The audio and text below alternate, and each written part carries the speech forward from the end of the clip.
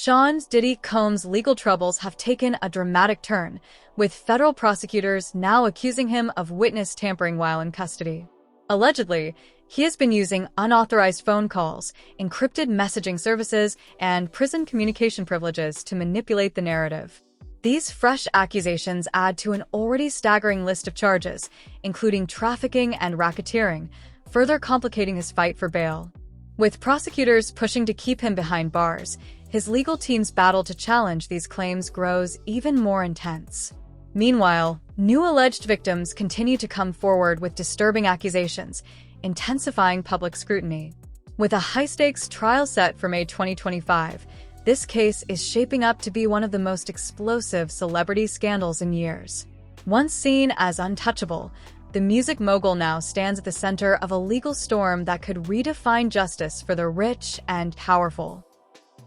Music mogul Sean Diddy Combs is facing more scrutiny. Federal prosecutors have accused Combs of witness tampering from behind bars. He's in jail. The prosecution filed another motion on Friday urging the judge to not grant bail to the hip-hop star. They say he deployed a, quote, relentless effort to contact potential witnesses, including victims of his abuse, who could provide powerful testimony against him.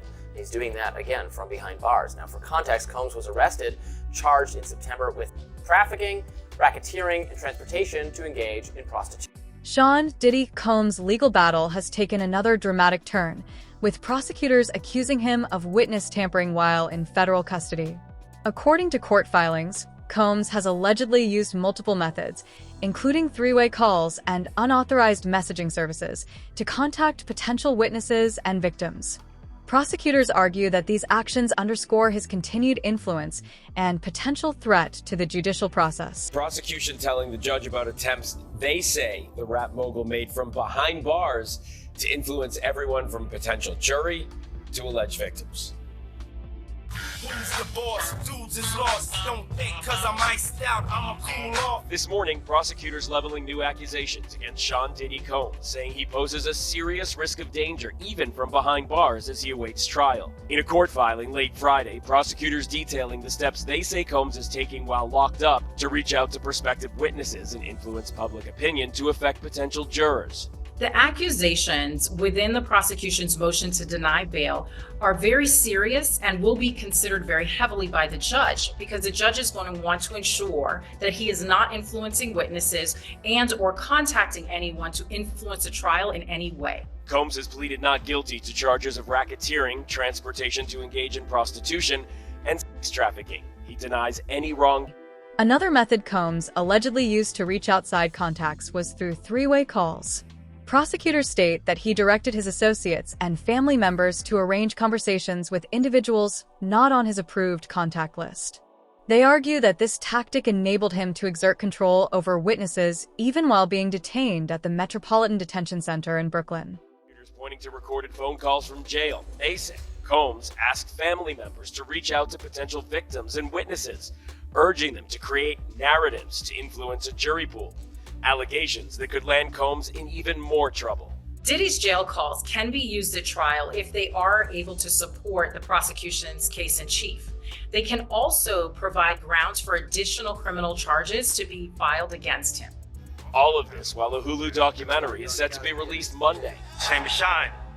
Kid is nice. Called The Honorable Shine, about a young rapper who says he took the rap for a nightclub shooting involving Combs and then girlfriend Jennifer Lopez. Puffy got acquitted and he got 10 years. He was betrayed. I was absolutely set up to be the fall guy. Moses Shine Levy Barrow, now running for president of Belize, says he was betrayed by Combs. One of the most serious allegations against Combs is that he manipulated prison phone privileges by using other inmates' access codes, known as PAC numbers. This strategy allegedly allowed him to bypass security monitoring and make unauthorized calls. Prosecutors argue that these calls were used to influence or intimidate witnesses, reinforcing their case against granting him bail. According to the latest filing, Combs is accused of using other inmates' phone access codes, those are known as PAC numbers, to contact several people from behind bars, including his sons. He's also accused of making three-way calls to get a hold of people and using a third-party service called Contact Me ASAP to contact unauthorized individuals, presumably ASAP. Though much of the prosecutor's claims have been redacted from the court filing, they claim clear interference with the intent to blackmail victims and witnesses into staying quiet. Combs's defense insists the prosecution's case is thin, and the mogul should be released from jail and put under home detention with 24/7 monitoring, plus, quote, near total restrictions on Combs's ability to contact anyone aside from his defense. In addition to phone calls, Combs is accused of using a third-party messaging service called Contact Me ASAP.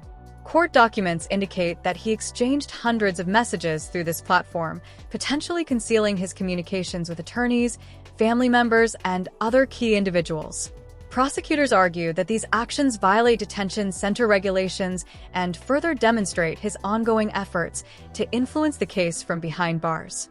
There was Diddy telling Conan O'Brien about his, quote, freakouts back in 2002. Okay.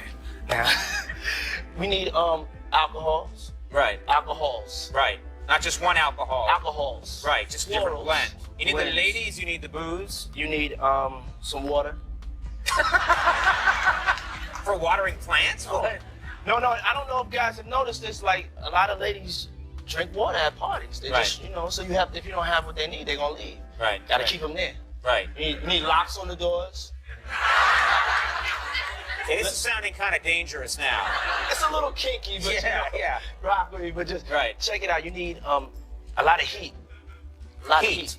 Yeah. Heat. You mean that physically the place has to be hot? You don't have no air conditioning. No air conditioning. Why is that? Heat affects the alcohol, and it also affects, like, everybody gets a little bit more comfortable and loose. Builds up a nice little sweat. That just sounds disgusting. What are you doing? Depends on the way you look at it. People start getting gets kind of see. Is that what you're saying? Yeah, We're not laughing now. Federal prosecutors are now leveraging these allegations to oppose Combs' latest bail request. His legal team proposed a $50 million bail package, including house arrest and a ban on internet access, but the government argues that his ability to tamper with witnesses while incarcerated proves he remains a serious risk. They contend that even under strict release conditions, Combs could still exploit his vast resources to manipulate the legal process. Bombshells after bombshells in the government's new filing in the Sean Diddy Combs case, the trafficking, racketeering, prostitution case. I don't need to repeat all the allegations. You know what they all are by now. But prosecutors from the Southern District of New York submitted an opposition brief to Sean Combs' motion for bail that they are hoping that this new judge, in this case, Judge Arun Subramanian, will hear. And as we're going to lay out, prosecutors say not only is Sean Combs not entitled to bail, but essentially he shouldn't even get a hearing on this. And remember, Combs is currently in detention at the Metropolitan Detention Center out in Brooklyn, New York, after being denied bail by other judges. The main issues keeping him locked away are that the courts have held that the prosecutors have shown that he is a danger on the outside, he's a potential flight risk. Most notably was evidence put forward that he had been improperly contacting victims and witnesses in this case. And as we discussed on previous sidebars, Sean Combs' counsel has denied all this. They've indicated that all of those conversations were not done with the intent to engage in witness tampering or obstruction, and even, at least they say, one witness had contacted Combs, not the other way around. Well, the government has come out with new evidence of its own to justify pretrial detention. And let me just read you this from the beginning of their brief. They say, while attempting to evade law enforcement monitoring, the defendant has, among other things, orchestrated social media campaigns that are, in his own words, aimed at tainting the jury pool, made efforts to publicly leak materials he views as helpful to his case, and contacted witnesses through third parties. Combs' defense team has strongly denied these allegations, calling them exaggerated and misleading. Attorney Bradford Cohen argued that the use of third-party calls and outside contacts is common among inmates and does not inherently indicate wrongdoing. He also challenged the credibility of the prosecution's evidence, asserting that no clear proof of direct threats or blackmail has been presented. This happens all the time in like every single case. They only make a big deal about it in this case. So the third-party calling, when I can tell you in my 30 years, 28 years of practice, third-party calling has been done in probably 90% of the cases that I have. In fact, sometimes third-party calling to me. So what they would do is they'd get one of their friends on the line, and then that friend would then third-party me in. And I always have to tell them, hey, this is an attorney-client privilege. You got a third party on the line. And when you have a third party on the line, anything we say is not attorney-client privilege. The accusations of witness tampering add yet another layer of legal challenges to Combs' case, which already includes charges of trafficking, racketeering, and coercion. The federal investigation, launched in September 2024, has revealed allegations spanning decades, with multiple victims coming forward to accuse Combs of orchestrating exploitative events. Some of these claims involve minors at the time of the alleged incidents, making the case even more grave and severe. Now currently scheduled for May 5th, 2025. Now, so much of this case has been in the shadows, right? And that we don't know exactly what the evidence is per se, who the witnesses will be, the identity of the alleged victims, all of the key events, times, locations. We may get more information in the months and the weeks leading up to the trial, but right now, we got something big we got to talk about. So Sean Combs' attorneys have filed a letter, filed it yesterday, we're talking about it today, where they are asking the court to order the government to electronically produce some very key evidence in this case. What? The videos of the freak-offs. You remember what these are? The prosecutors allege that Combs would intimidate, threaten, and lure women into extended sex acts with male sex workers using force, threats, or coercion. The freak-offs that Combs filmed and recorded these freak-offs. Well, the reason the defense wants this electronically produced, the reason they want copies of this, and they need the court to step in, is because under the current protective order that has been put forward in this case regarding how evidence will be viewed and disseminated, the video evidence is available for inspection only. As the trial date approaches, media attention has intensified, with documentaries and investigative reports bringing both the allegations and Combs' past controversies into the spotlight. One such documentary features the testimony of a Michigan inmate who claims Combs assaulted him in the 1990s. This case, which was originally dismissed, has now been reinstated, adding further scrutiny to Combs' history and the ongoing legal battle. Michigan inmate has been awarded $100 million in his civil lawsuit against infamous music mogul Sean Diddy Combs. The judgment was issued to 51-year-old Derek Lee Cardello Smith yesterday. He accuses Diddy of drugging and actually assaulting him at a party in Detroit back in 1997. Combs did not appear for the hearing in that case yesterday. The judge made a default judgment and also issued a temporary restraining order against Combs. Cardello Smith is currently serving time in Muskegon Heights for an unrelated conviction, and some are calling this the largest judgment awarded to a current inmate in state history. Now, Diddy's attorney is responding to our request for comment, writing in part, Mr. Combs has never heard of him, let alone been served with any lawsuit.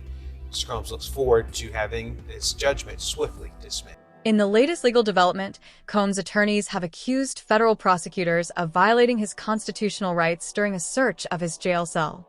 His legal team claims that investigators unlawfully accessed and photographed privileged legal notes during an October 2024 contraband sweep. They argue that this breach compromised his defense and are now demanding a full hearing to address the matter. What big development around Diddy as we're following this case very closely here on Live Now from Fox, as Diddy's lawyers say the feds raided his jail cell and seized a bunch of privileged material. So an interesting one to say the least about this. I want to put up some posts here from former federal prosecutor Nima Romani about this, saying Diddy's lawyers are claiming that it violates his Fourth Amendment right. However, inmates don't have Fourth Amendment expectation of privacy in prison, so that argument is weak. Guards can search his cell without probable cause or a warrant. So a big development there in terms of this. Privileged material, different. The feds usually have a taint or dirty team of agents who aren't working on the case to conduct these searches. That way, if they see privileged materials, the clean team won't be disqualified from the case. It goes on to say as well, the prosecutors have reason to believe Diddy is obstructing justice from the prison by contacting witnesses through intermediaries. They made the same argument during his bail hearing. I think they have evidence to back it up. All right, as we continue on, witness tampering also falls under the crime fraud exemption to attorney-client privilege. Prosecutors, however, have dismissed these accusations, stating that the search was routine and unrelated to Combs' case. They insist that any privileged materials were handled by a separate filter team to ensure attorney-client confidentiality was not breached. The judge has yet to rule on whether a hearing will be granted, but if the defense's claims hold merit, it could significantly impact the prosecution's case. Defense is going on the offense here, and they filed a motion alleging these constitutional violations, 4th, 5th, 6th Amendment violations, and outrageous government conduct. And they're trying to argue, and Judge Subramanian is actually going to hold a hearing on this. He's the presiding judge in the case, whether the government did anything wrong. And of course, prosecutors, on the other hand, are going to go on the offensive themselves. And they're saying that Diddy is trying to obstruct justice, tamper with witnesses, trying to dissuade them either by blackmailing or threatening them, or even outright bribing them to change their testimony. This is a case that's going to come down entirely to the testimony of those witnesses and victims. So to the extent that they go sideways or do a 180 or change their stories at trial, that's really the only chance that Diddy's defense team has here. I want to ask you about how the feds go about this, because the searching there of the jail cell for Diddy, they don't necessarily need a warrant. How does that typically happen? So when you're in custody, really your 4th Amendment privilege goes out the window. Those rights, those constitutional rights to be free from unreasonable searches and seizures, it requires an expectation of privacy. And you just don't have that in prison. So the clearest example I like to give is, if you're in custody, your phone calls can and will be recorded. Obviously, you and I, out as free people, we have rights that prevent that from happening. You need a warrant, you need a wiretap or something like that. You don't need that when you're in